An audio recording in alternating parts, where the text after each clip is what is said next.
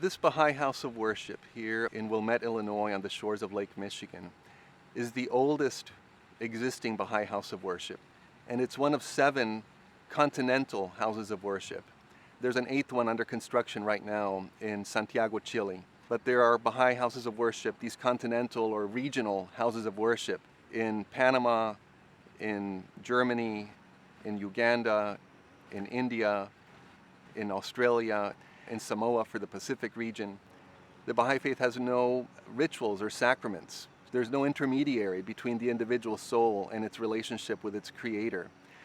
So it's primarily a space for private prayer, personal prayer, and quiet reflection. And the only thing that can be heard when you're inside the temple is the human voice reciting the Word of God.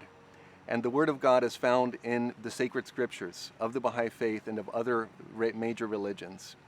So there's no sermons, there's no lectures. It's just several times a day, there's a group of people that will come together and either chant or sing or recite these wonderful inspirational passages from the world's spiritual heritage. But it's not an atmosphere that's created in isolation from the rest of the world.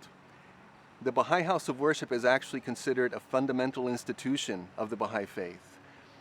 And it's an institution that embodies the principle that worship and service must go hand in hand. That being and doing, you can't be kind without doing kind. You can't be loving without doing loving acts. These Bahá'í houses of worship are really kernels. They're the beginnings of this new relationship between a community and a revelation, and how to put that revelation into practice.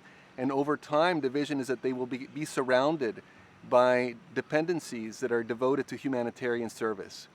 So it could be universities, centers of learning, hospitals, homes for the aged, orphanages.